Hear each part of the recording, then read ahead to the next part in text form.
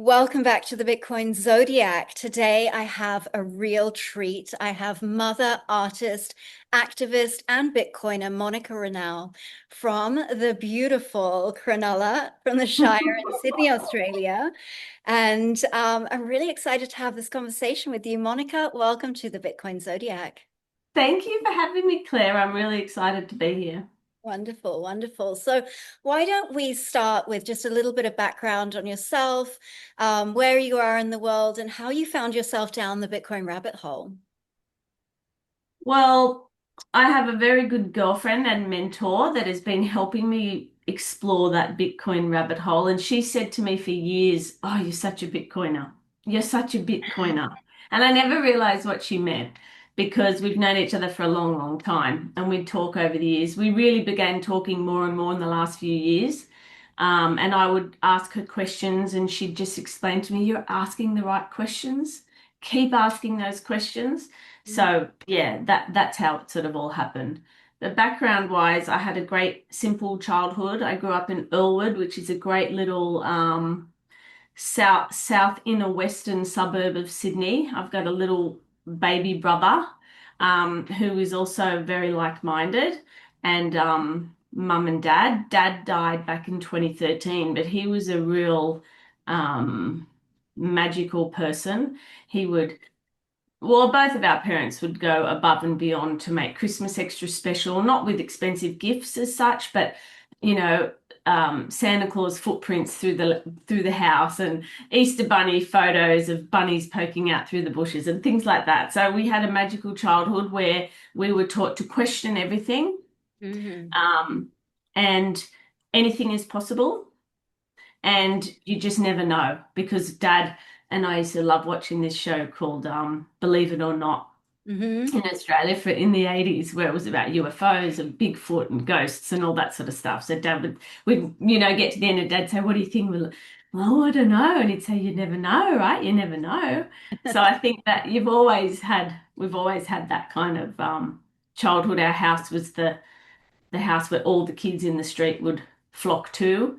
Yeah. Um, yeah, so it was a warm, loving, simple environment. And I think that had blessed me with the benefit of being able to daydream. I don't think kids get enough time to daydream anymore Yeah. because they might be suffering with marriage breakups or moving house often or, you know, a million different reasons.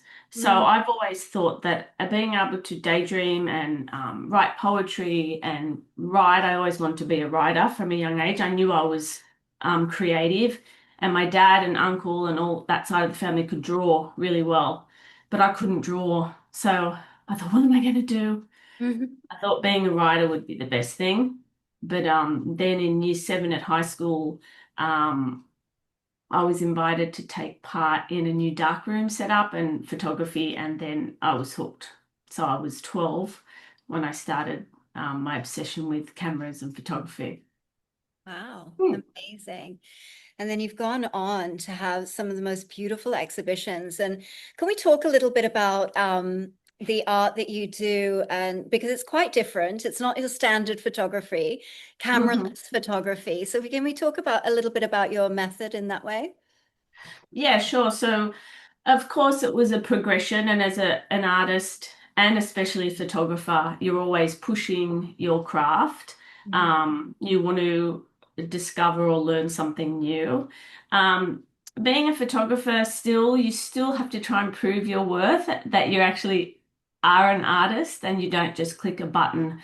Right. So that comes into it a little bit, but aside of that, also, during school work experience, I hung out with a few photographers and realized it was a little bit boring sometimes. So I decided to venture down into the moving image, and I actually completed a traditional apprenticeship and became a film editor. So I was a film editor and worked in the Australian and England Mhm. um, before I started a family. So I always had um, a lot of technical training. Yeah. So I was never scared of technology and computers because I was hired at a time where the small post-production house was going from traditional 35 mil editing on print film Wow. to a digital system. And we used the Avid Media Composer. So they wanted someone young, I guess, to help them. But I didn't even touch computers at school. It was just, I think you have that mindset and the willingness to learn. So I always had a technical training. Um, and that's been my Apple Mac relationship the whole way through. Um, Going from traditional photography all the way through to cameraless photography, I think that comes from emotional level where I was tired of capturing things that were already there. I wanted to create something Mm, from nothing that wasn't necessarily a direct depiction, especially when we're inundated with amazing images now daily through our phones. I mean, right. people are so clever. You really need to work hard to create something different to what people normally see, but also it was more of an emotional transition for me, I think. Yeah. Amazing. Amazing. And your series called The Only Constant is Our Connection. I loved reading about this because I really loved how, because a lot of your work is really based on like very long exposures and painting with light, as you describe it. And I love the juxtaposition of the domestic becoming the divine. Like Mm, I mm, really found this interesting, and how you said you would be, setting up this artwork and for the long exposure while you were making dinner. And hmm. it was just like, I thought that that was really fantastic. And how did um your journey in motherhood parallel your journey in your artwork? I think I was really naive. After becoming a mother, I realized the struggles. I didn't totally understand how hard it was for women to be heard and seen once you become a mother. You become an other and a lesser. Wow. No one values still, I don't think, enough the role of motherhood. And if you say you're a stay-at-home mum, my friends will say, "Oh, you're so lucky you can afford to do that." It's like, well, we can't afford to do it. It's just what we do. You make it happen. Right. Um, so even worse in the fine art industry. I mean, Tracy Emin, who is an artist I always admire, she repeated a quote from another artist that she said that you can't be both. You cannot be a mother and an artist at the same time. And I have always been that personality. If someone says I can't do something, then I go and do it. I don't know if it's a Capricorn thing or not. You could probably shed more light on that, but um, It is very Capricorn, actually. Yeah. so I thought through my work, if I could connect with normal everyday people, I wasn't making work for academics and for the art scene. I wanted to make work for women, and I wanted them to be acknowledged, and I wanted them to enjoy my work and think, wow, I wanted to inspire women to be mothers and to be better mothers. And I've had a lot of conversations with women over the years in playgrounds and things, and they all want to be at home with their children, but they just don't know how to do it. And their husbands often don't support that idea, or they feel pressure from their own mothers. So I don't like to say you're a bad mother if you don't stay at home and raise your children. I'm not saying that at all, but I just feel as though no matter what type of mother you are, I wanted my work in an exhibition to resonate with you rather than most of the work um, not acknowledging women Mm. and not ever acknowledging mothers, Yeah. ever. Yeah, even in terms of feminism, what I find really weird about the feminism movement is, so, my grandmother um, supported her husband's career, moved all over the world, and really, even when she was in school, she did amazingly academically, but it was time for her to get married, right? She wasn't allowed to go to university. It was time for her to get married. And then with my mother and her two sisters, that was really passed out like university is important because it was so important to her.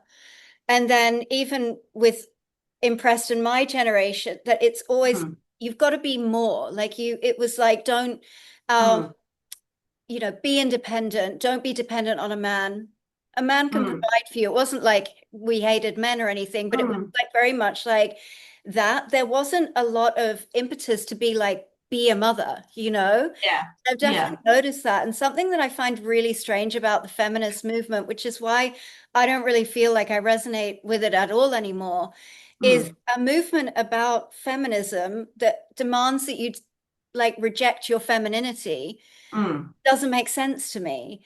And No. I know that you sort of have had a bit of a journey in, recognizing women and especially mothers, and I can absolutely see that in our society.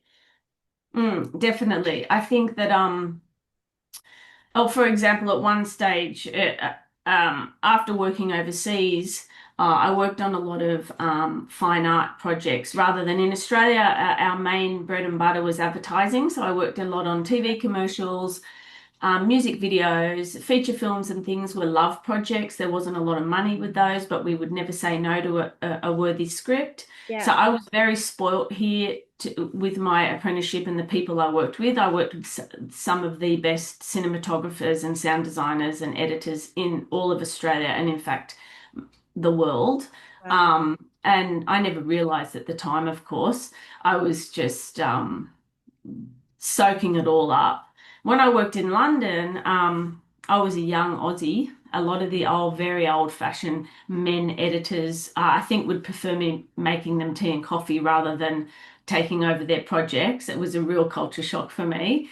But I worked on corporate video and TV, which I'd never done TV here in Australia, but also during the corporate projects, I worked on a lot of fine art projects to do with museums and galleries in England. And I thought, oh my God, that's me. It really resonated with me. So when I got home, I started exploring the fine art scene and I ended up working at the Museum of Contemporary Art, which is a beautiful space.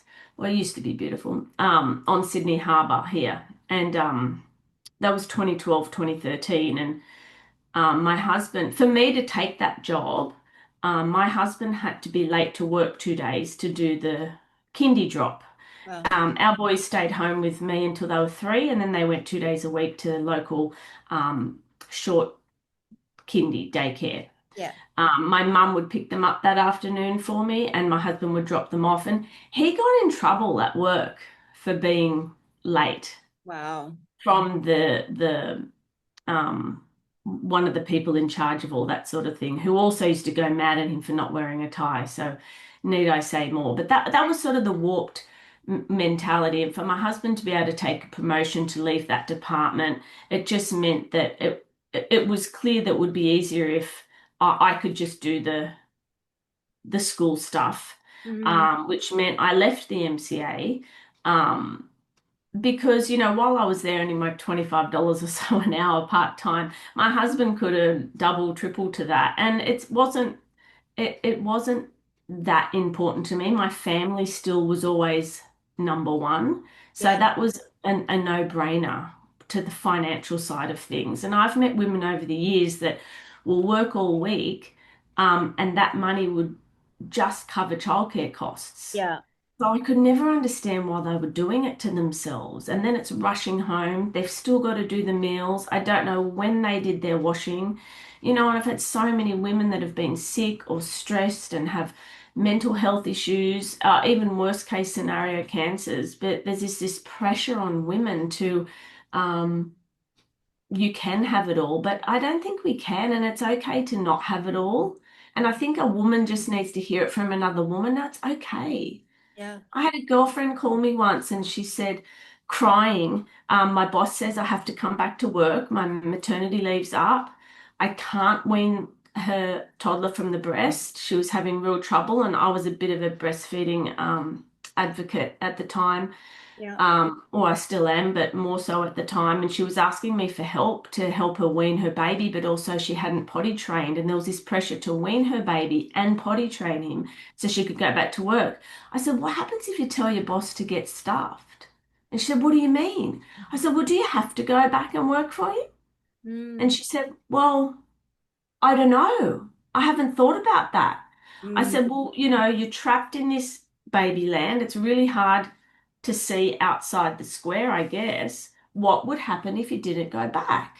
yeah. And she said, probably nothing. And I said, and then you can find something else that fits in with your family. And I gave her a few examples of what I'd done over the years because I've always worked here and there part-time to fit in around the family. Mm, Anyway, that was a year or more later, she reached out and said, guess what? I took your advice. I told my boss to shove it. I never liked the man anyway. He was a complete asshole. I'm so glad you gave me that power to do that. It was a really good feeling. And I said, what are you doing for it? She said, I found a better job, paying me more, typing medical records overnight from home, and I didn't have to wean or potty train. And wow. I thought, wow, that's huge. Yeah. That's huge. Yeah. But sometimes you just need another woman to give you a hug and say, how about a different perspective rather than, oh, you shouldn't be breastfeeding your baby that age and you shouldn't be co-sleeping. And I found women were their own worst enemy when it came to mothering and the conversations in the local parks and Yeah. things. Yeah, I've noticed that even with friends of mine. I have a friend of mine here, and her son is now like ready to go to school, and she's deciding that she wants to homeschool. And there is a part of her that's like, am I robbing him of something? But she knows like that he really functions really well in this environment. And he's already kind of like ahead academically of kids that are already in school. And so she knows Mm, this is the right thing to do. But already she has like a niggling societal programming in her own head that's like, well, is he missing out on something because I'm choosing to do this? And then it's made even worse by people that she doesn't even really know that meet her in the grocery store and are like, oh, is he not in school yet? Oh, homeschooling. Oh, that's and all of these sorts of things. And it's like, I'd never, because I'm not a mother myself, so I haven't witnessed this, but the mother shaming is like a really hmm big thing. Like complete hmm strangers are going to tell with no information about your child mm, give you advice on how you should be raising a child. And I think it's a lot of pressure because number one, there's not really a handbook. Well, there's tons of handbooks actually now, but like there's no real handbook mm. about how to raise this child and not mess up this child. You know, Yeah, it has to has really, to fit in with the family, doesn't it? I think that the family unit's the focus, but I've been accused of mother shaming by oh, really? by offering, or I never like to tell women what to do, of course. You don't want to go down that route, but by offering an alternative, sometimes I've really pissed women off. And that's not my aim. It always comes from care and love, but I've found that society as a whole are so programmed into thinking that such a positive outlook Yeah. is recognized as being negative, or I'm trying to hurt them, Mm, in some way, rather than like, wow, okay, that's interesting, thanks, and going away and thinking about it. It's straight away, no, well, I'm not going to do that, and I don't know why you would suggest it, or whatever. And I've really struggled with that a lot. I found my friendship groups have changed mm, over the years, and often it's time to just um, not say anything. But once you get to a certain age, you realize you need to be truthful to yourself. yeah. And I've always felt I was a little bit different and often had to bite my tongue. And that's not a good place to be, really. It's not a, it's not being a free human being, right? hmm We actually should be able to exist in a society where, I can have a different opinion to you, but I can still respect your right to have your opinion and we can still get Mm, on. Like mm, when did we shift to a place of where like, well, everybody has to agree? mm. I don't Yeah. understand this dynamic in society because I'm like you. I've always been someone who questions everything and, and does things a little differently. And I definitely think that certain life choices that I've made people are really offended by it. And I found Mm, that super confusing initially. Um, like, why does my life, what does it have anything to do with you? mm, But what it is it's almost like a confrontation of their life choices that they're yes. too scared to make. And Yes. that you're right. When you speak to so many mothers, their desire is to be home with their kids, but they've had so many other factors that are like Mm, pegged them into a place, and they're mm-hmm, too scared to like confront those factors, I think, which is really sad. And I think it's really detrimental to our society as well. Like mothers are so important, healthy mm. mothers are so important. Well, once you have the I guess I would call it a Bitcoin mindset, and you can Mhm. see the shackles that the system has um, created for us. Mhm. That also hurts mothers because um, you're not even really allowed to birth how you would like. There's lots of rules and restrictions. So you're sort of quietened down from the get-go. As soon as you're pregnant, other people take over.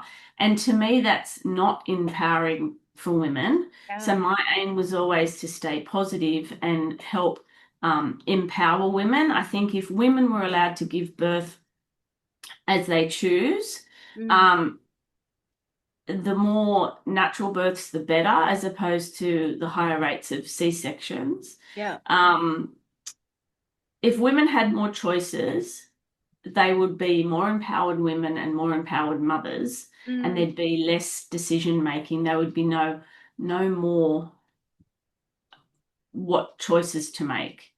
So I've always felt as though our first child was born by cesarean. And I was really curious as to why. So for our second birth, we hired a home birth midwife and she studied all my paperwork and she said, there's no reason medically why you needed to have that cesarean.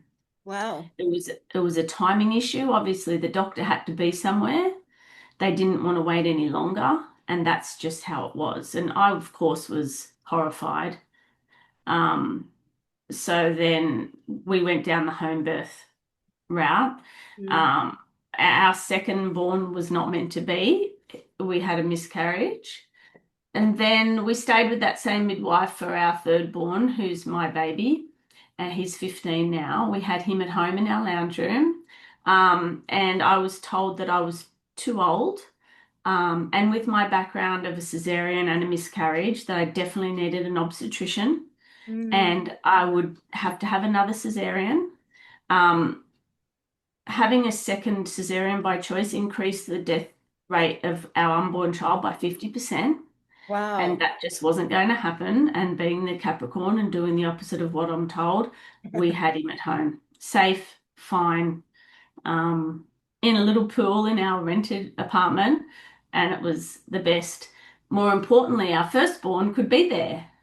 I Yeah. didn't want him to not be there. Yeah. And it was all fine and everything was fine and there was no big deal. And that was empowering and changes your whole perspective on life when you're able to do things your way rather than be dictated to by the medical system, for one. But yeah, empowering women's always been at the back of my mind with art making and trying to you know throw around a few more hugs rather than insults. Yeah, absolutely. And making people feel seen, making women who feel unseen feel seen, I just Hmm. think is really powerful. And I think that art can do that in a way that is so much less confrontational than other methods of delivery. And so I think that Mm. that's so beautiful. And how do we tie this in with Bitcoin? Because I've definitely noticed a thread through the Bitcoin community that we do tend to be the people that see things that other people do not, and the people that think slightly differently. And I always say that Bitcoin has this kind of like illusionary quality. And I'm really grateful that I could kind of see beyond the veil and be able to have the opportunity to understand Bitcoin. And I think that creatives somehow have like opened up like a channel within them to be able to produce creatively into the Mm. world. And I think somehow that resonates with Bitcoiners as well. Yeah, I think artists question the world. We try and Mhm. find a way to process the world around us, Yeah. and that my my abstract photography, whether it be with camera or cameraless, was also a way of I could see everything was going pear-shaped politically and Mhm. financially, and I'm quite a spiritual person. I pray every night. Yeah.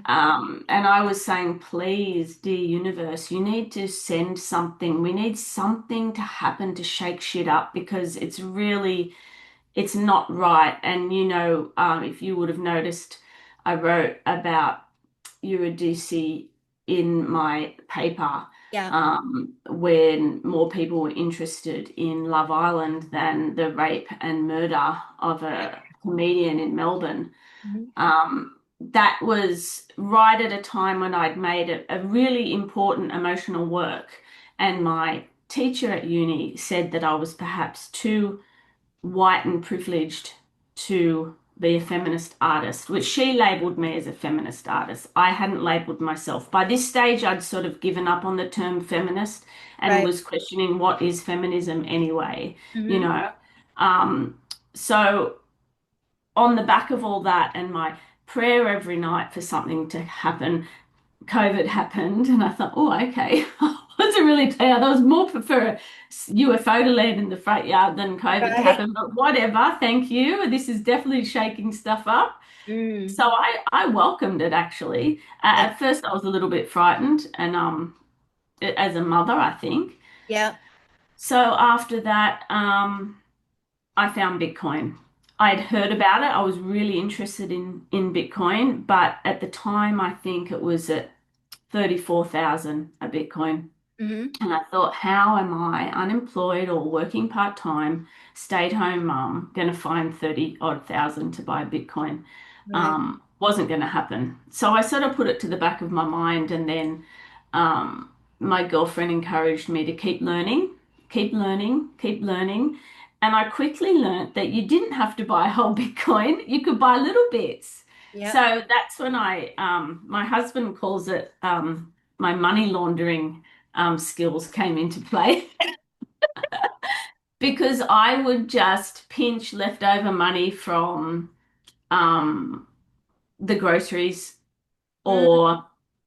or I might have some money set aside because with photography or for all art, it costs so much money. You're always buying materials and running test prints and things. So if I had a budget for $200 for test prints and then the guys said to me, oh, no, it was only 100, I'd be like, wow, I've got $100 left over.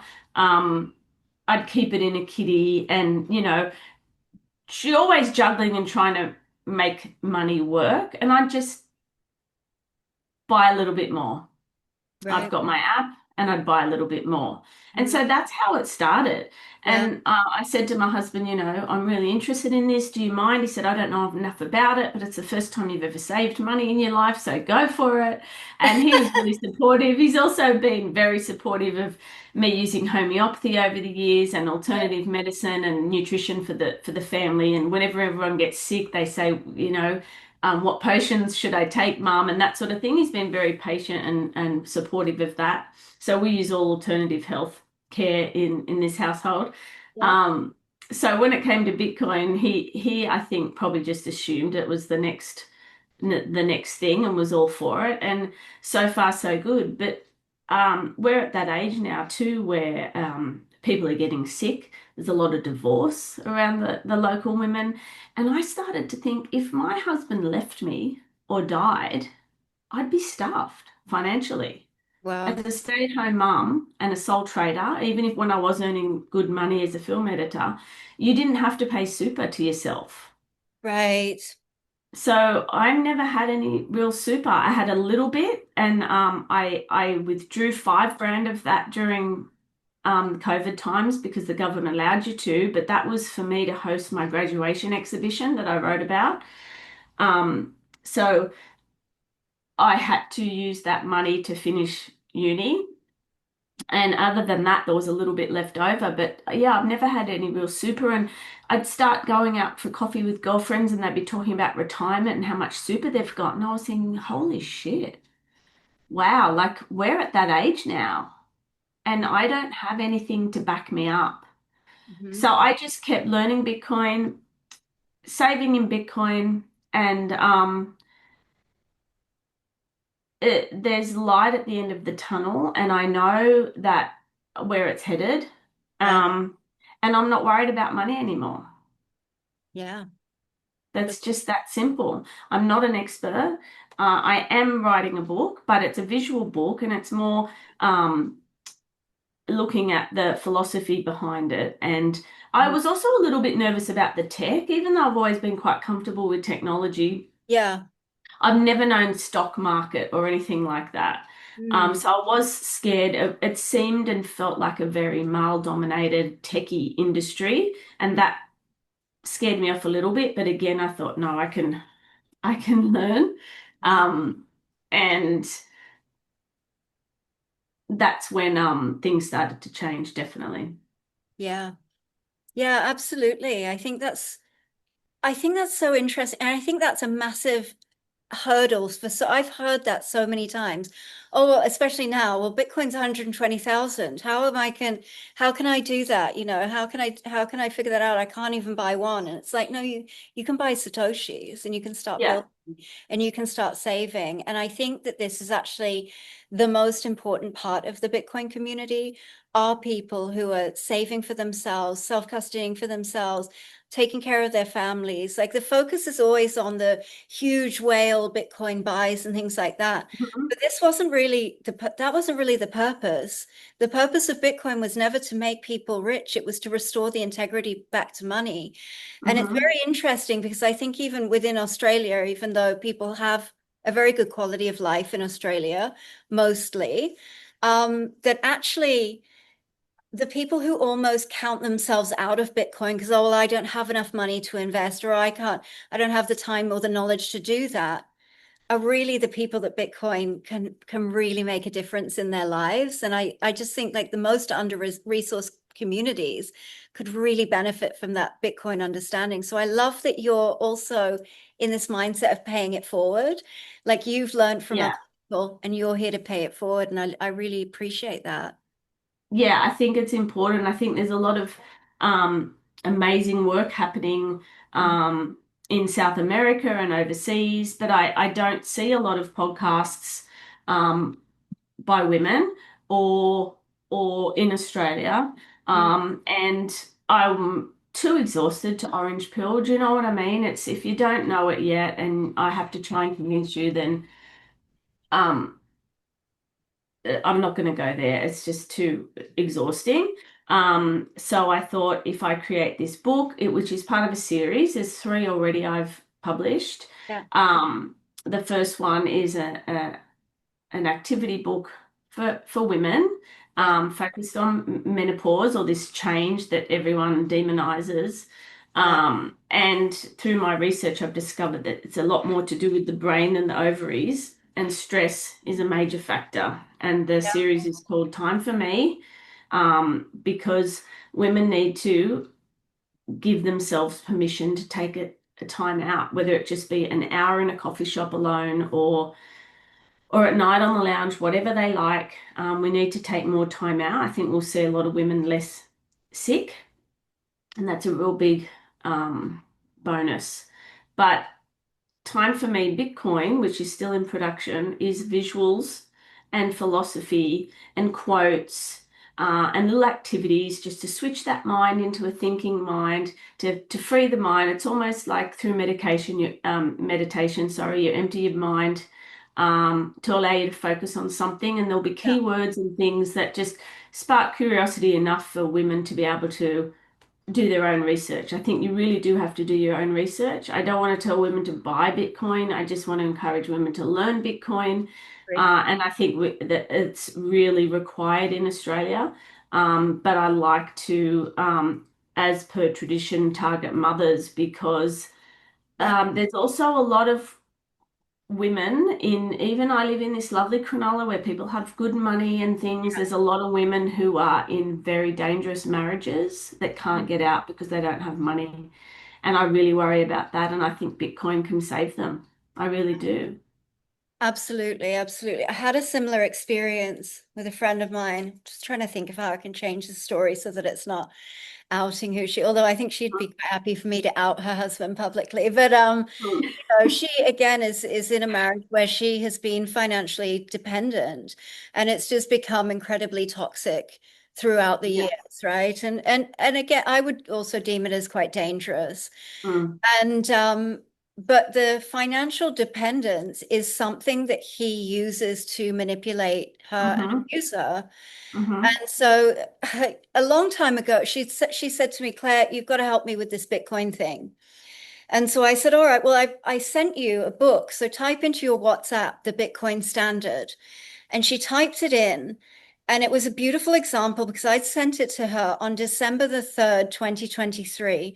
Bitcoin at that point was $16,888. And instead of her going, oh my God, I've missed it, I've lost it, all of that, I said, forget about that. We can start now. And I said to her, we're gonna build you a Bitcoin fuck you fund. That's what we call Yeah. it. And That's perfect. yeah, in a world that I think like we're in a really weird space, like even in my own algorithm, like Instagram or TikTok or whatever, I see things Mm-hmm. like the archetypes for women are like, and I'm the audience is younger than me, the demographic is younger than me, but it's like trad wife or OnlyFans.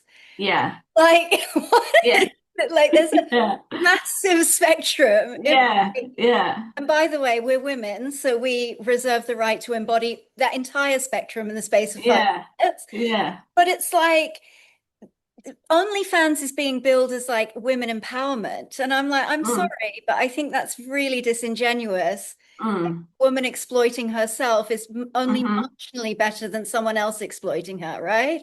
Yeah. So in this world of like lost archetypes, I think like, well, Bitcoin is actually really empowering. Like what I'm helping my friend do, and Mm-hmm. now she's just quietly stacking sats.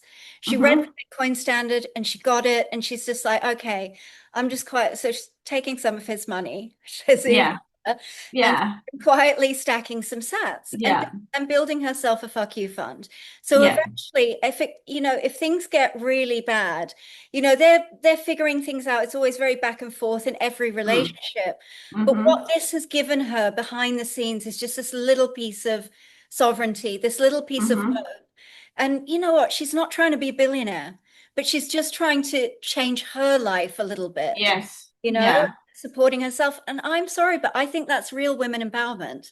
Yes, that is real women empowerment. That's why I don't get the whole Love Island thing either. And Sure. the way I speak about, women are their own worst enemies. Even coming from the film industry, Yeah. I never had a bad experience with men in Mm. the Australian or international film industry, even though it's rumored to be negative. I had nothing but wonderful experiences. The film industry again is quite different. You're a part of a crew and people exchange ideas and Yeah. I'll do this and then that'll help you there and then that can help you with the mix and da da da da da.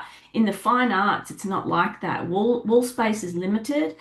People will backstab their best friends to Mm, beat them to that wall space. mm, That whole it's awful. It's a war zone. I think hearing people speak about the philosophical or this other version of proof of work made me realize that I was working and busting my gut to make a difference for no monetary return. And I was thinking, how stupid am I? I'm spending all this money on trying to make a difference. My voice is being squashed. Nobody cares about a middle-aged white woman in the Sydney art scene. It's not aligned with any agenda, I'll say that. right. So there's no funding or wall space for artists like me, regardless of whether it's poetic and helping women or not. I don't believe in um, um, labels. I Right. don't like the labels. Yeah. So there's too many labels. and I felt as though my money's best saved elsewhere rather than spent on fine art. I'll never say never, but I've got a skill set that allows me to self-publish books and a knowledge base that helps Yeah. me research. I think uni did help me to research better. It did give me more confidence in writing. So it wasn't a complete waste of time. I met some nice people. Um, so yeah, I didn't want to be too blue on leaving that, but I totally agree with you that we have a warped view of what is empowering for women or not, and that needs to change urgently. It's not though. It's really not changing, and it's scary. And I think raising sons is hopefully that next generation will see a change somehow, you know. Yeah. Yeah, I hope so because it's just there's just such a massive distortion. And look, I personally feel that feminism and freedom for women is that I can be whatever I choose to be, you know, Hmm. and I step into whatever role that I choose to be, and that can be multiple roles. And you know, I know that that's something that um you have absolutely embodied, like, you know, being a mother and an artist. Like, I'm sure at the time when you had young babies and you were also you're a mother and a maker, there were a lot Mm, of people that had opinions like, oh well, you know, you're going to be too tired to do this, you can't do this, you can't do, oh well, mm, what are your kids missing out on? And it's like, well, no, there's other enriching parts of your mm, personality and who you are and what you mm. have to offer this world that your kids can also witness, but it doesn't also have to come at the cost of being their mother, right? And I think there's just No. enough space for that and not enough credit given for that either. And I also think believe that if you don't physically have time to make, you still have time to think, right? More than half of the role of an artist is thinking Hmm. and observing. So you can do all that whether you're breastfeeding or up during the night or stuck at home or whatever. It doesn't stop. Um, when I started researching other authors who had written about mothers as artists, none of them resonated with me because they all were sort of, I book the nanny for these hours to give Right. me quality time in the studio. None of it was about how they're intertwined. Yeah. As an artist, it's your life you're sharing. Yeah. Well, not a lot of artists, there's all different types of art, but I believe that the art that we love from historically, like Frida Kahlo, for example, we Yeah. love her work now, but she was talking about her life, her love and her losses, and that's what makes her work interesting. So I don't know why and where artists started to go down the route of breaking that cycle. I think it's to do with money Mm, and making art to appease an audience. And therefore, they're forever chasing their tail. And you can see if you follow certain artists over time, you can see the ones that disappear because they were following trends or trying to impress someone at a particular time. And then you can see the ones that chip away at it and keep going, and they're true to themselves, mm, and they're not worried about trends.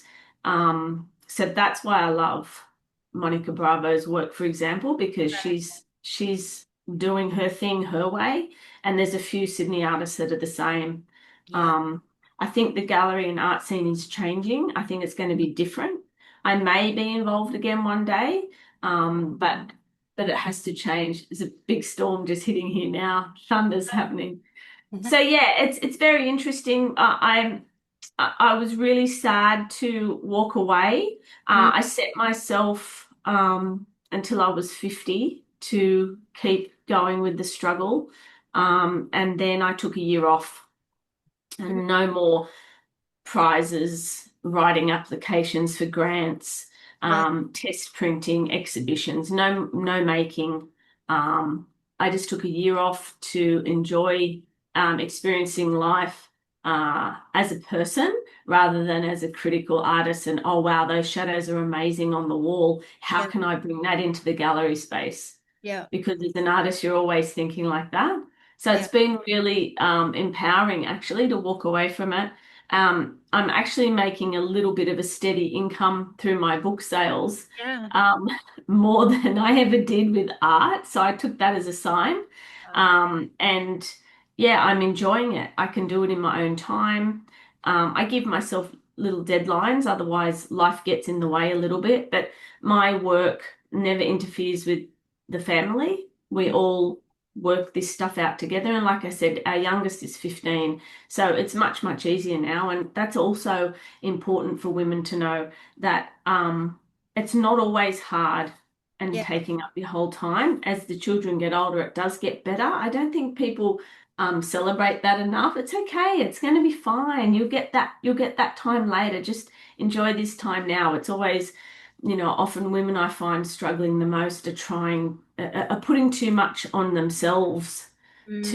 to mold in to fit what they're seeing on social media, where hello, we know 90% of it's flawed and fake anyway. Yeah. So Stage. I just hope I can lead by example and show other women and mothers that um, It's there possible. is an easier way. It's about working smarter, not harder.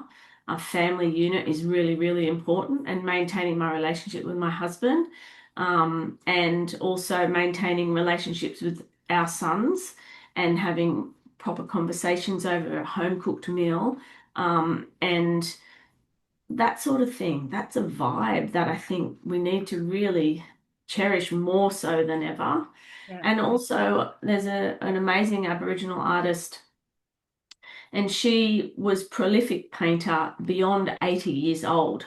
And she was asked often why she came to painting so late. And she said, well, I had children and custom to deal with first.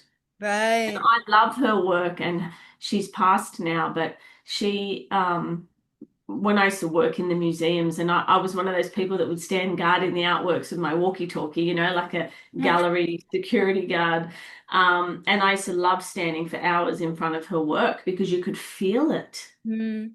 You could feel her work because Yeah. that's what she put into it. That's You amazing. don't often feel that from a lot of work. That's the other thing I like about my books, is that it's bringing art and um, famous paintings, for example, to more people. Yeah. The art world can be very condescending, and a lot of people are scared to go into galleries. Yeah. I ask these questions of people all the time. They feel intimidated, they don't understand the wall text and the jargon, um, but they still want to have a look. So for me, making these magazine format books means that a mum can have it with her in the park or at the beach or in a cafe or at the school playground.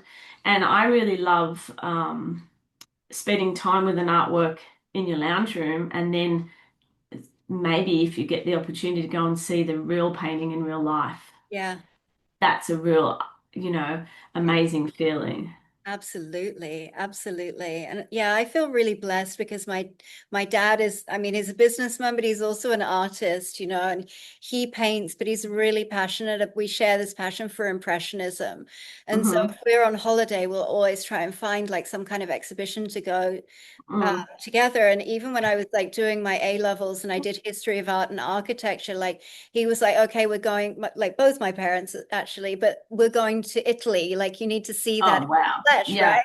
And Yeah. so that was like so amazing. But I can see that there is this barrier that, and it's almost is the parents' responsibility, right? To bring that Hmm. child into that like intimidating world.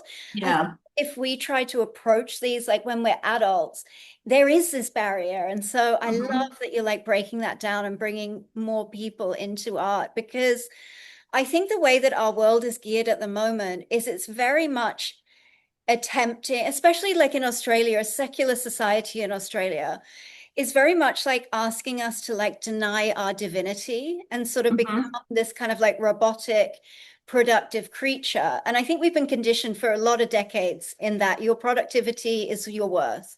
Hmm.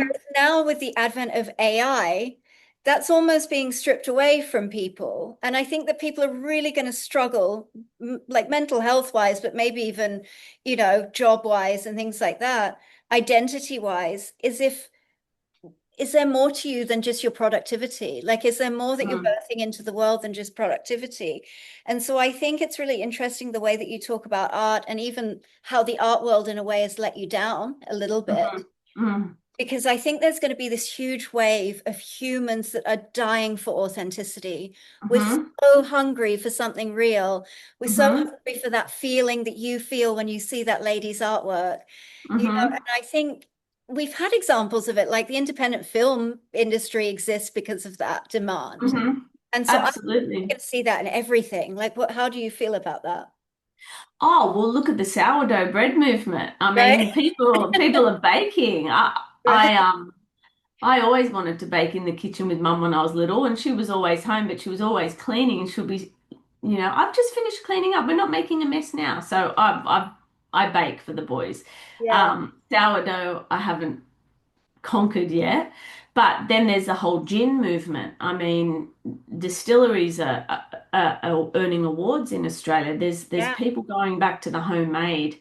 Yeah. Um, I still wonder why it's not applauded yet as such for the women to be homemade. Um, Right. maybe we're still getting there. Someone said to me, "You're a trad wife," and I didn't even know what that term was. Again, I don't like all the labels. Yeah. It's just pigeonholes people. I don't believe in them, but yeah, sourdough. Um, growing food.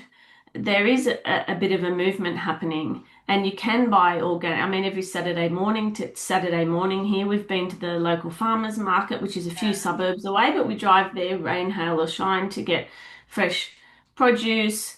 Um, you know, our sons don't understand that organic wasn't a thing Right.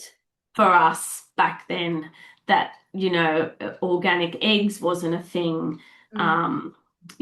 We laughed that you couldn't even get sushi when we were younger. They loved going out for Japanese, but that wasn't a thing either. So there's lots of things culturally changing for the better, definitely, Mm. especially where I live. Cronulla's famous for the race riots of 2005. I'm not sure how much that was a setup. Now we know what we know about the media and whatnot. But you couldn't get a coffee in Cronulla. You had to go still somewhere else. But we've got fantastic cafes now, Yeah. um, and food and everything like that. So that's a bonus. That's changed the landscape of Cronulla. It's still very white bread, but it's definitely changed for the better. That's for sure. Mm. Um, yeah, I change is good, but there's just not enough change yet for me.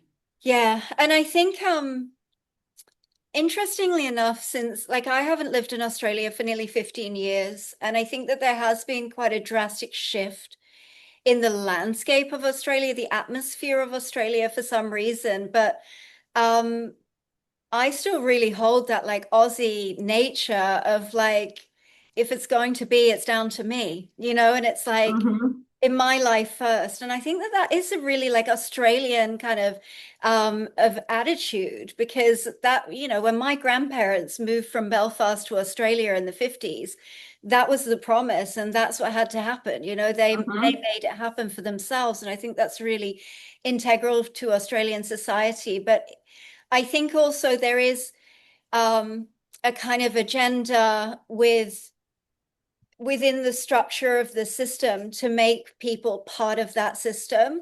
And I think empowered individuals are really difficult to control, right? And so Hmm. it's like this disempowerment, this dependence on the state of outsourcing everything to another expert. Oh, well, I can't make a decision on my own health. I've got to, well, my doctor said this doesn't Hmm. resonate with me at all, but my doctor said, and my doctor said knows better. Hmm.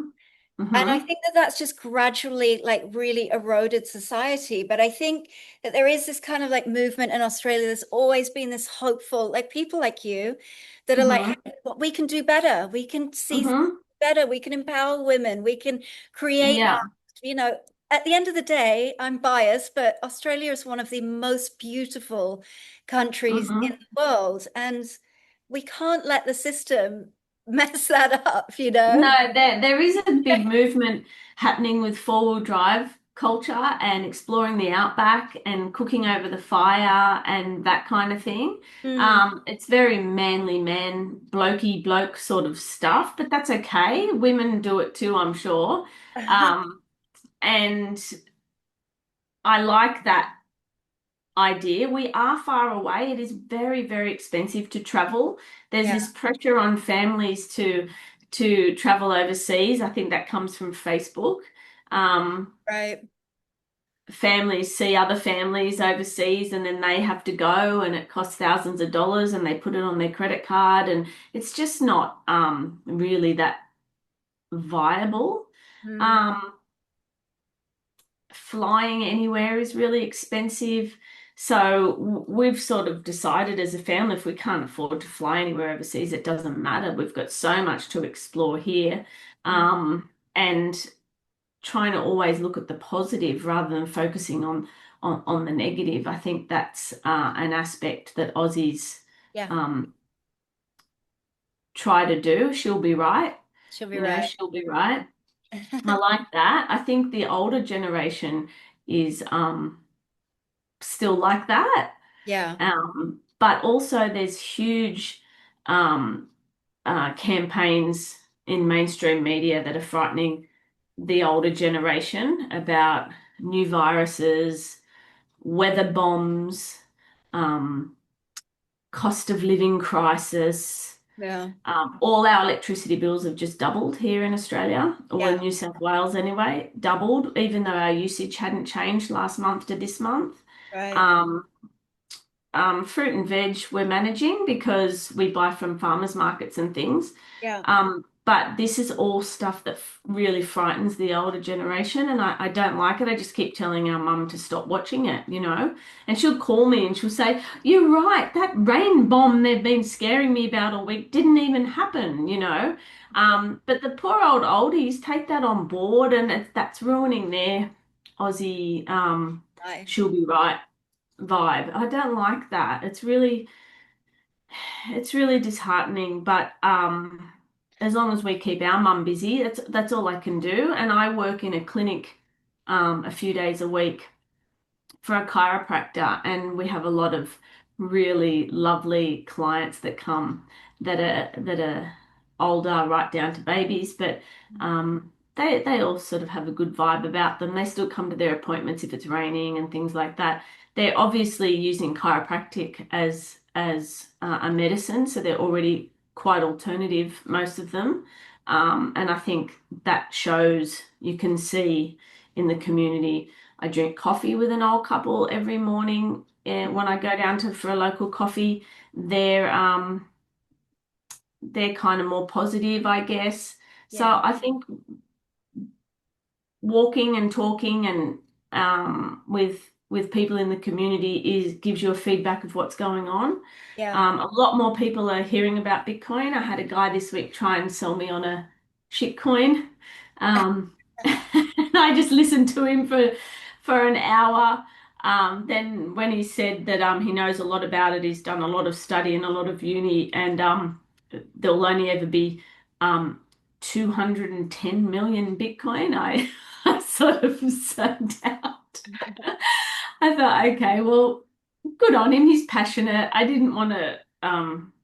I did correct him though because it's useful. Um, and I pointed out a few home truths to him. I was quite proud of myself, and I Yeah, reported back to my girlfriend who taught me and said, "This is what happened today," and I was so good, and I taught him the right way, and blah blah blah. So I convinced him in the end if he wants to gamble with his shit coins, he then said any money he makes he'll transfer over to Bitcoin. So I was happy with that. yeah. But yeah, there's not a lot. It's coming. I made some hats and some t-shirts All right, so yeah. for my girlfriend and I. And I see people looking at it all the time as if, what's that? So, if that ever sparks up a conversation, that's great. And as my mum said, it comes down to by leading by example and just doing your thing. And if anyone's interested, so be it. I think that if anyone wants to find my book, they'll find it. I don't want to shove it down their throat because it's very personal. Money's really, really personal, and people get really offended if you try and tell them what to do with their money. Yeah, Um, but if they can ask you a few questions and you can answer them, um, enough in the right vernacular as to not scare them away. I think that's really, really important. I don't want to sound condescending. I don't want to come across as a know-it-all. I'm just learning anyway as well. So that's really important, I think, yeah. because that's how I learnt. Totally. I always say that as well to people. I'm always like, I'm not a Bitcoin salesperson. Like, Mm, do I want global Bitcoin adoption? Absolutely, I do. But I'm not a Bitcoin salesperson. I'm not here to sell anyone on anything. I'm mm, literally just so grateful for the people that took time to write books, create podcasts. At yeah. that time, was writing Medium articles. Now it's Substack. But I'm grateful for those people. And that's why I have this podcast. I want to be able to pay it forward. And I want people to Mm-hmm. be able to, you relate to someone different. We're a really wide group of people in the Bitcoin community. And Mm-hmm. I was just interviewed the other day, and so we were kind of talking about this because people say, "Oh God, there's millions of Bitcoin podcasts," and I'm like, I want to see more. Like we're all Mm-hmm. nodes in this decentralized network, and the Yeah. information about Bitcoin should be as decentralized as well, in the sense Mm-hmm. of like you meeting someone over coffee and you're like, "Hey, here's a copy of the Bitcoin Standard," or whatever your Yeah. method is, right? Mm-hmm. Is actually more about being there for people and being approachable rather Mm-hmm. being like shoving it down people's throats. Because I think, and maybe you can give a perspective from inside Australia, I'm seeing from outside Australia. I mean, I still have bank accounts and things like that there, so I do keep an eye on that side of things. Mm-hmm. But it seems to be that the system is closing in, gradually closing in, and the Australian banking system is very successful. For top performing banks in the world are in Mm-hmm. Australia, and not quite sure how they do that on such a small population, but Mm-hmm. they're charging incredibly high fees, obviously. But it feels like there are different rules being imposed now. If you want to take your own money out of the bank, you, Mm-hmm. I think it's over $1,000. Is that correct? That you have to go. 5,000, I think they Okay, start fine. asking questions and you have to be very specific about what it's for. There's some funny videos on social media Yeah, about all the I've seen excuses. some of those. Yeah. Yeah, I've heard that. I haven't experienced it myself, but all our local banks have gone. There's only one bank teller left in Cronulla Mall, Wow. and they were threatening to close that, but then they also said no more $20 bills. They weren't going to Right. um, they're trying to cut back. There is a push towards this digital ID and a digital currency. You can see Right. it, you can feel it. If you know about it, you can feel it. We all just withdrew $20 bills for weeks. Right. Um, we made sure we use the bank tellers every day. Um, and I don't know if it made a difference, but they've just put three new bank tellers into this Commonwealth Bank in Cronulla Mall. Mm. And we can still get $20 bills. I don't know if we had an impact or not, but a lot of the locals are awake and privy to these cycles. So I hope it made a difference.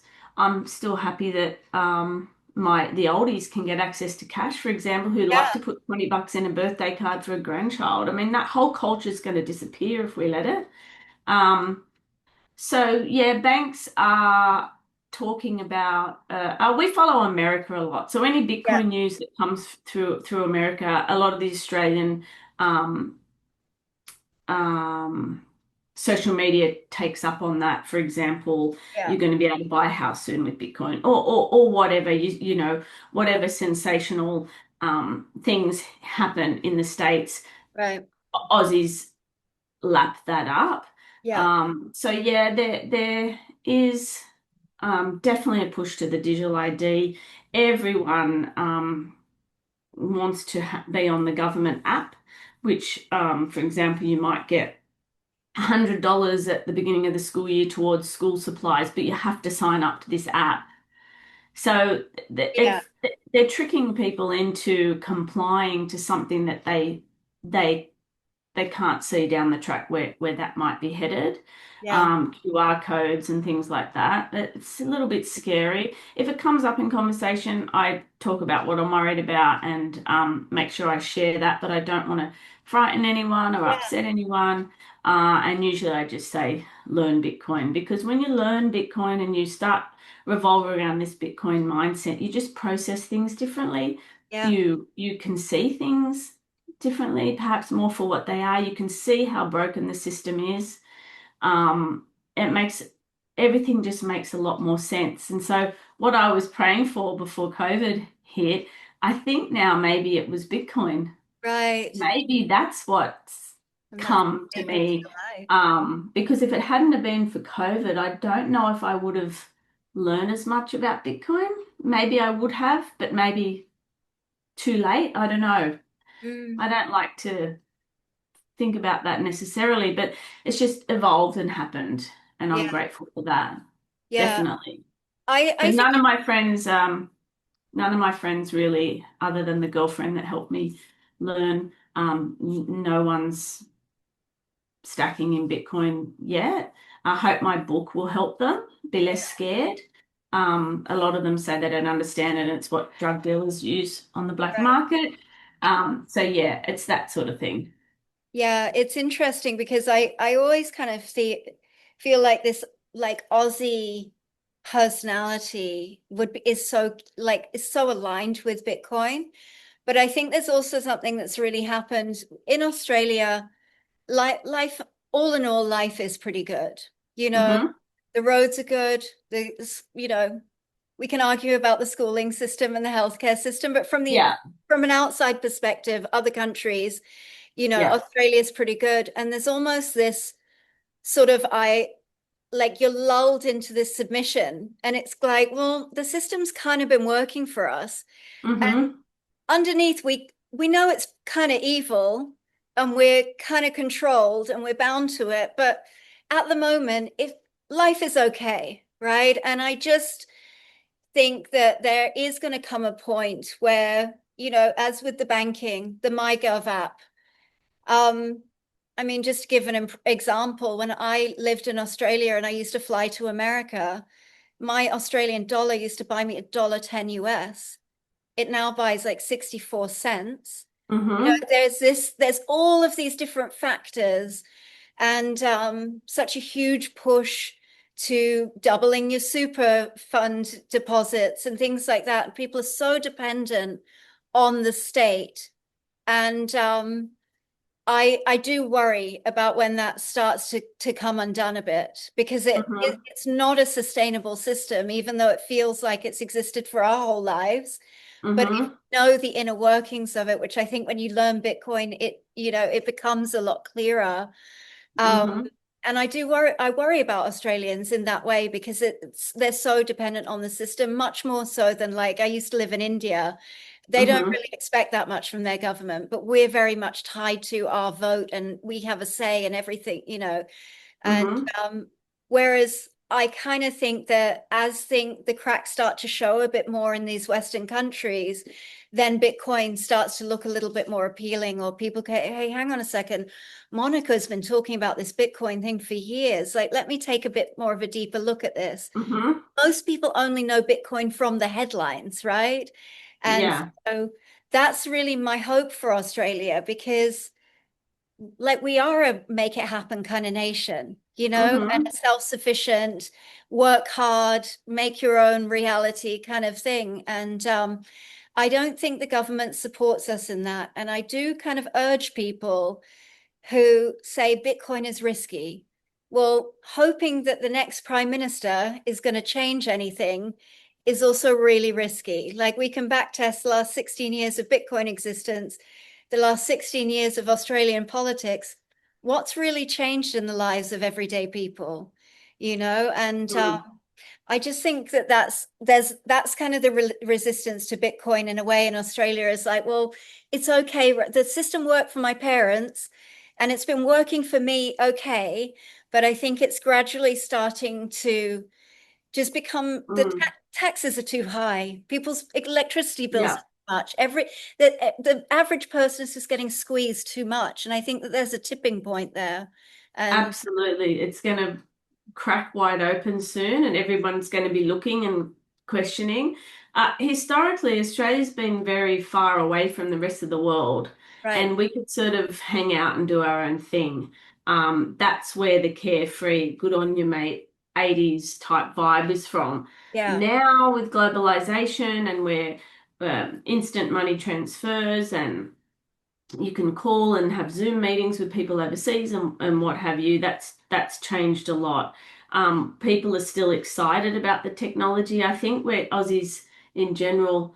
Um, Maybe we're a little naive, I guess. I know I have been mm, into thinking that everything's going to be okay and that that's too far away. It's not going to affect us, but it is affecting us now. It's just a matter of time before people catch on.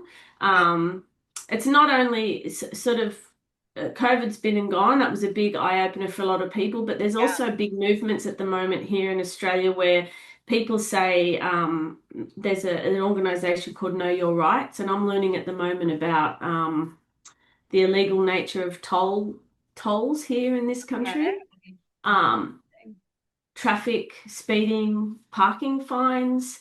Mm, Um, there's a lot of corruption being exposed within local councils and things. So the people who didn't catch on during the COVID times are catching on now because um, their local council may be issuing more and more parking fines right, or doing things that will grab their attention, the mm, electricity prices and net zero. Why are our politicians so obsessed with this net zero? right, It's not doing anything good at the moment. We're all going backwards. right, Um, Things are getting more expensive once you point out that it's the food isn't more expensive, it's the money's worth less, then right, people sort of start to question that. And I'm hoping that will lead them naturally to Bitcoin, like I yeah, was led naturally to Bitcoin. It's just a matter of time. We all have our own lived experiences. yeah, Um, that's why, I had a girlfriend during COVID that she says, I wish I didn't buy into it. I can't believe we went off and took this trial medicine. I don't think it was good for us. But at the time, she had family crisis happening. yeah, Um, she couldn't know and notice things like that. When the reality is, people have a lot going on in their lives, serious things, whether it be emotional or whatever. Um, it's everyone's time to learn when they need it, and that's how it will happen and evolve. But yeah, it's moving much quicker now. So if we can help people in any way learn now, to get in early, especially for those women that are stuck in bad relationships. yeah, It's not just people overseas in developing countries that desperately need Bitcoin. It's local parents here that their kids are going to school without lunch, and the average house of the price of an apartment here in Cronulla is $1 million. yeah, And there's kids going to school without lunch. yeah, It's frightening. So sometimes we want to help further away, but yeah, there's help that is needed here. We used to have a women's respite help block of apartments nearby where the families that go through there.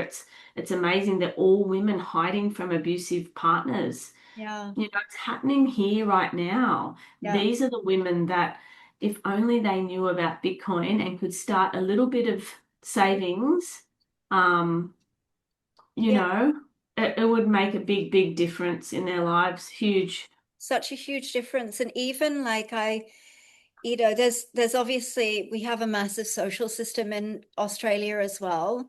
There is a safety net, and I personally believe that that safety net has massively been exploited and abused. Mm-hmm. But there's also this like element of, there obviously are people that need it. And for some reason, the people that really need it seem to be the people that are excluded from it. So I'm not Mm-hmm. sure how that works.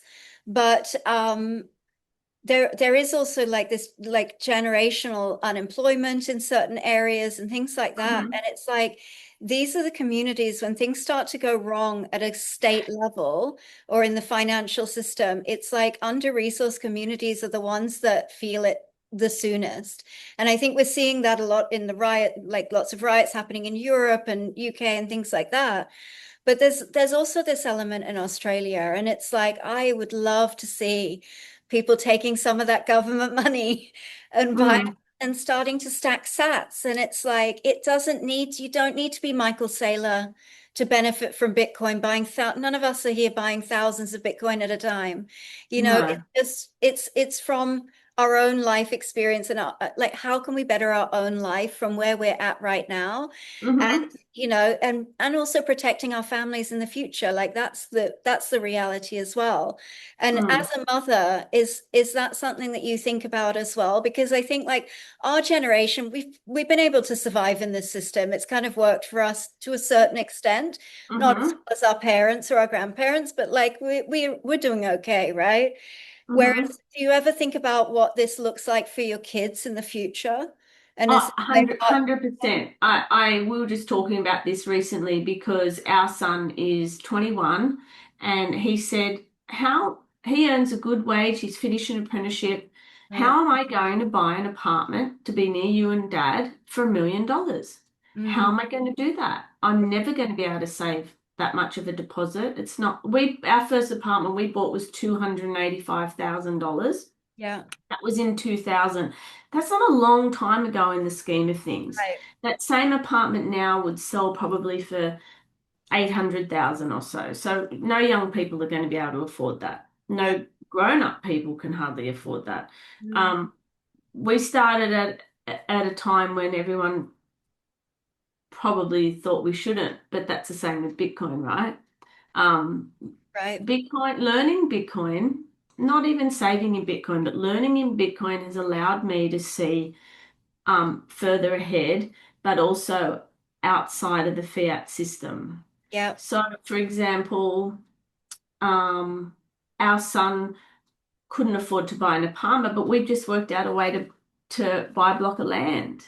And we're Right. waiting any day now for it to officially go through, so we haven't quite celebrated yet. But as a family, we've acquired um, a beautiful nature rich block of land um, for all of us to use, but he will be the largest shareholder.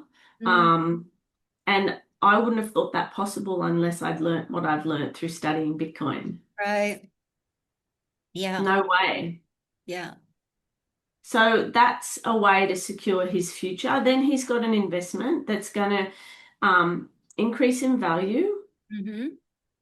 that he can borrow money against later because that land becomes part of a portfolio. And as a family together, we could make that happen. Yeah. He didn't have to go out on his own. He didn't have to struggle. We just found a way to make it work. Mm, There is always a way to make something work. You yeah. just have to know, I think, have the courage. And I guess that might sound really daggy, but learning Bitcoin has given me the courage to realize what is possible, Yeah. Yeah. no And do matter how much you hold. No matter how little or how much you hold. It's yeah, not about that. It's just about what you learn through learning Bitcoin. You exactly. you could learn a new way um, for financial security or financial freedoms because um, different people regard wealth differently too, right? Of You know, course. I as a kid growing up, I thought we were rich because we had a swimming pool and a house. You know, we had an out of ground swimming pool. In hindsight, now I know my parents were mortgaged to the hilt. Their whole pays went to the mortgage. We didn't have any money left over for holidays or anything, but we never were bored. We never went without anything. Mm, I got invited to a dancing trip overseas, and mum and dad just added more to the mortgage to be able to pay for me to go. Do you know what I mean? We never missed out as kids, but we never went overseas as a family or anything like that. The house was actually tiny, but I always thought it was a mansion. It was like growing up in an environment like that. So what I thought was wealth, right. um, other people, and even my rich friends they liked hanging out with my parents more than their own parents, Right. you know? Gave the time, and it sounds like as well your parents like treated you like human beings. It wasn't like, oh, you're just the kids, whereas Yeah. I think for like our generation, that's really common that it was just, oh, Mm, kids are over there. And that's mm, changed a bit, I think, in parenting, yeah. now. But Mm, like it sounds like your parents bestowed that on you, like, mm, that real humanity. mm, Like they saw you and they mm, cared about your life, and they took you seriously. And yeah. maybe other kids were not getting that at home. They were just, Yeah. and I've got to work and I've got to, oh, you fix your own dinner and whatever that it is that. Well, they say that we learn how to parent through our own parents, right? And sometimes if there's something lacking with your own parenting, maybe was also lacking from how you were parented.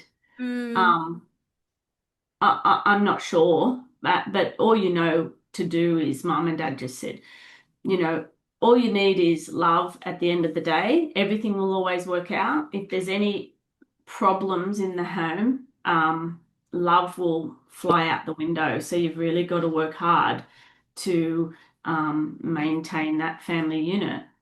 yeah, and it sounds like that's a real priority for you. And even the way that you're talking about, like, you're buying land as a family, like you're a real team. And I think that, again, Hmm. it's something that's kind of lost. Like when I moved to India, people were just like, oh my God, but you put your grandparents in a home. Like this light guy on set one time told me this, and I was like, where are you getting this from? Like, what a random thing to say. But I heard this over and over and over and over again. And I was like, oh my God, is this taught in school? But this is Mm, like the perception of Western family values from an Eastern hmm. point of view. And it's Mm, like, it's interesting because that's not how my family is. And it's mm, not how a lot of families that I know are either. So it's like just mm, interesting that that perception has like been teleported. And so I love that you're mm, also sort of saying like, my family is also very much like we're a team. We figure things out hmm. together. We Yeah. cross hurdles together. And I Mm. think that that's really powerful. So I love that that is like something that's coming through this interview that's so important to you. I do credit that though, growing up in Elwood, as I mentioned before, it was at the time the largest Greek population, second to Melbourne. Right. So we had a lot of Greek families around and they looked after each other. And I this used to think as a kid, how come their nan's in a nursing home, but their nan's living next door? Like the Right. Aussies had their nans in homes Mm, and the Greek families, you'd go over and the nan was there right. cooking and stuff. Or you'd see a Greek nan dressed head to toe in black because after they lose a partner, they wear black mourning clothes for the rest of their lives, carrying shopping, walking home because often they wouldn't drive. And I Right. used to think, wow, I want to be like that. Yeah, you want your I family want to to be be still like, involved with my family when I'm old, and still want to be useful and still have conversations. yeah, Um, I've always wanted to have dinner around that's my only constant is my connection was right. a nod at art history, I guess, for the floral still life, but also that my mum taught me to pick flowers and leaves from the garden to put on the dinner table. She's just always done it. So I do it too now. They're Yeah, little things that just have a knock-on effect. yeah, The kids probably don't notice it there, but they'd notice if it wasn't there. You right. know, it's putting honor and importance on the family meal and our conversations. Yeah, Um, just with different timetables and things, we don't always get to eat together lately. Um, but that's okay because as soon as we can, we enjoy it and we talk a lot and we text each other all the time and speak to each other during the day and things like that. It's sort of just how our life flows, you yeah. know. Yeah, but you've had to fight for that. You've had to prioritize that, I feel. I don't think that that's encouraged anymore in society, in Western society, because and like it's because everybody's working. Like that's what I used to say Mm, to people. I'm like, look, my grandparents were not in any homes, so it's not mm, true of every family, but yeah. it's like there is a certain like there's definitely a middle the middle of Australia is working their ass off. Everybody is working, and Mm, so it's like it's very difficult to keep that family together when mm, mom is trying to work two jobs, dad's working every hour that God sends. There's childcare that needs to be paid for. There's all these mm. different things of like modern Australian life. And so, yeah, respect to you for fighting for it and and prioritizing it. Yeah, well, thank you for that. I find that the women who are always give me a hug and say good on you. I'm so glad you do it. They're the ones that maybe single mums that do have to work and wish they could and um love and respect me as a woman and mother.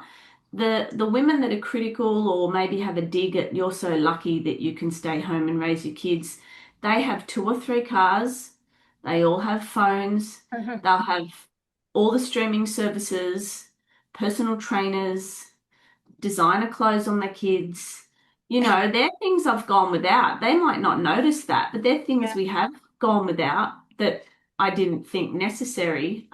Money and stuff isn't more important than a family meal. And I mean, I had an awful story recently where there was some boys from our high school in trouble at a party because a girl was drunk and unconscious, and they sexually assaulted her on the lounge and filmed it. Oh my God. This is high income earning local families Yeah. that these children haven't been watched or looked after their whole lives.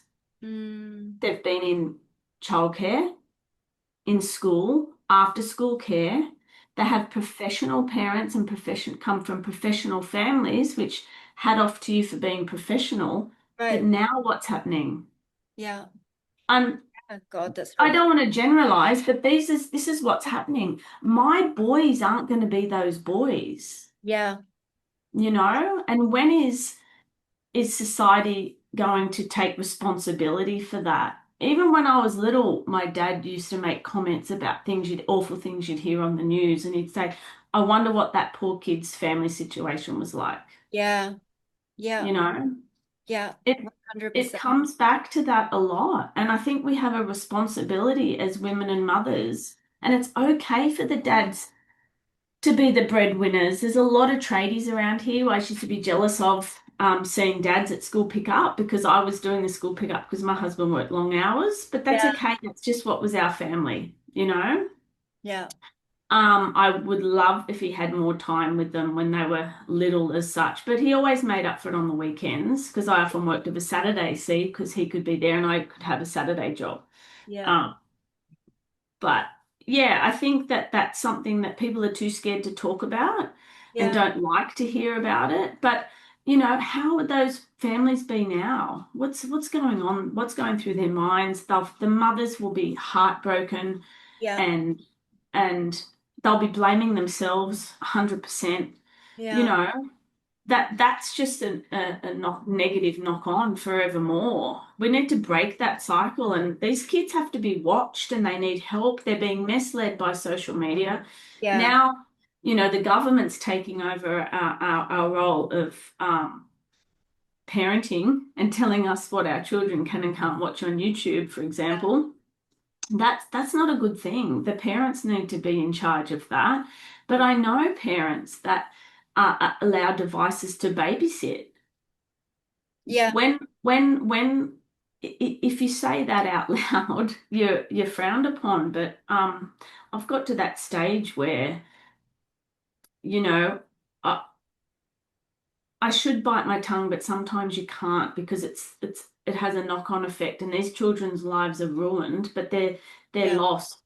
lost and afraid, and Yeah. they don't know where to go. They've always self-soothed, or they were never perhaps even comforted when they cried because, controlled crying was a thing when our first baby was born. Yeah. You were supposed to leave them in a room and let them cry themselves to sleep. And even though it was hard, it was okay to sit in the hallway and cry and refrain from going to pick them up. Now they know 20 years later that it is Attachment. super detrimental to their health, and they're seeing issues born of that. Yeah. And that's a problem. Yeah. It's a huge problem. It's a huge problem. And you know what? I don't even think that the entire blame really lies on the parents, but I Mm-mm. think it lies really in this lie that we've been sold, that it's like Absolutely. It's to be, systemic. yeah, be a functioning member, be a successful member of society, to be somebody, to matter to Mm-hmm. society, your life needs to look like this. And Mm-hmm. it's just like, it's devoid of all of the things that actually make life worth living. Now, Mm-hmm. no one's saying, like, everybody likes money, everybody likes having more than having less, but it's like, at what cost? At the cost of your children, at the cost of, everything else. And it's like our priorities are just so skewed towards the material. And I love material things. Don't get me wrong, Mm. I'm not dissing the material.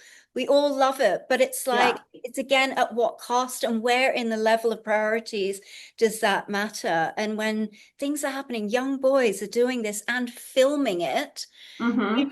it's horrific, and it affects the whole community.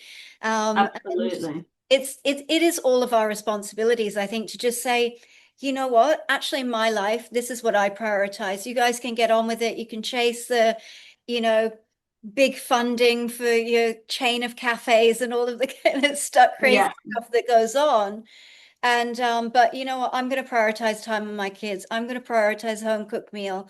This is what I'm going to prioritize. And I think that, like, it's only through people opting out that that works. Like, for example, like how you're leading by example. It's like when people see, oh, hang on a sec, like her life is really grounded. Wow, her kids are really grounded, and what is it that she's done differently? And I think it's only in that. And you're right, social media is like, oh, well, if you haven't got a private jet, then who are you? Like, I mean, come Mm. on, it's really, it's Mm. like Yeah, insane. and I agree with you. We all love pretty things and nice Of things, course. but um, there's some things that are just unrealistic, right? And you need to just take a step back. And if you can't afford your trip overseas this year, that's okay. You can go another time. Right. Children aren't going to care whether they go overseas or not. They just want to hang out with their parents. I mean, there's even been studies where they've interviewed children. What is your favorite thing to do? Um, what's been your favorite thing this year to do or something? And it would there'd be random things like having spaghetti bolognese with Nana. You know, Yeah. cute, innocent, amazing, beautiful things. Yeah. Maybe parents arrange these overseas trips for their kids, but they really don't want to go on these overseas trips. Do you know what I mean? Will they remember them? You got to be smart about investment and money. And I think it's really hard to not be affected by pressures. And I 100% agree with you. It's society that encourages, even just ads on TV. I notice Mhm. on the odd occasion we have the TV on, it'll be Mother's Day coming up and they're advertising diamond rings and diamond bangles. I mean, Yeah. that's unnecessary pressure for families that they think they have to go out and that the mum wants a diamond bangle, you know? And you'll be rolling into the Christmas rollout before you know it. It's crazy. I remember that when I visited Australia a few years ago. There's some things that I just find really comforting and like nostalgic. And I was like so excited to watch like The Block. And Yeah. you know what I mean? Like it feels like very comforting to me. Yeah. Mm. But you know what? I couldn't even get through a whole episode because the ads were driving me crazy. Mm. And even Mm. my mum said, she's like, good God, everything is like fear-based. Oh, your insurance. Oh, did you have an accident? Oh, you've done that. And it was just like, I'd never noticed it the whole time when I was growing Mm. up, but I lived in Australia. But I couldn't even get through the episode. It was driving me mad. Well, And you'll notice that the advertising on Australian TV is all insurance companies because they're the only yeah, ones that can afford advertising anymore. I never thought about it like that. You're so right. It's insurance companies, all the ads, they're the same industry because Yeah, they're the only ones that can afford big supermarket chains, insurance companies, and everyone's making. private health cover. They're Yeah, the only ads. YouTube, there's some fantastic ads. There's a fantastic ad because I'm a bit of an ad junkie because that's my background, and there's right. still people making clever ads. And there's a fantastic animated ad for a parenting app to know where your children are all the time that Yeah. comes up on YouTube. It's so clever. It's visuals of the daughter getting her head chopped off and things Oh like this. my It's God. like, but it's cartoony. It's all Yeah, cartoon. yeah, It's yeah. so clever. It's the best ad I've seen in a long time, but it only comes up on YouTube because I don't pay for ad-free YouTube. So yeah, it's good to see that there's still some great creativity going on that's not affected by the crazy world we live in. There's still a lot of good happening. There's There still is. a lot to look forward to. There's still a lot of fantastic art being made. The visual arts, I'm totally off at the moment. It's totally skew and warped. I'm ignoring it for now. But there's fantastic music being made. Um, um, Yeah, Films even. I'm revisiting old films from the 80s and 90s and having a yeah, new fresh look at them as a grown-up versus a 20-year-old. They're different to films being made now because there's little snippets of agenda all through everything at the minute, and that drives me yeah, insane. It ruins everything. Um, so yeah, old films, good music, yeah, visual arts yeah. can There's have a back seat. a lot of things to be grateful. That New South Wales coastline is definitely something that keeps a smile on your Oh, face. absolutely. Yeah, And when you talk about the catastrophic weather events, which, there's a lot of controversy around that. A lot of people are yeah, speaking about um man-made weather events at the yeah, moment in Australia. That's big in social media, which is important, but yeah, also oh, I forget where my mind was going with that. But anyway, there's a lot of other things being discussed that are definitely leading people to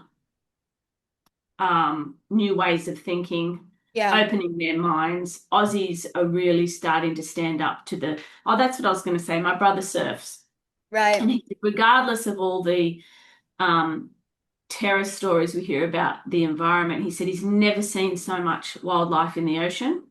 He's Wow. never seen the bird life so strong. Amazing. Um, Turtles and penguins. We've had seals at Cronulla. I've never seen seals in Cronulla. But Uh, this old guy I drink coffee with, he walks his dog early in the morning and he sees seals down at Cronulla. I mean, that's extraordinary. There's just been whales migrating. There's a lot to be positive of that you can enjoy and notice if you turn the TV off. Yeah, totally. Totally. And I agree with you. I think it's like what it's actually about like what we consume, like what we eat. Mm, You're going down to the beautiful farmers markets. Gosh, I miss Australian produce. You can't even imagine. yeah.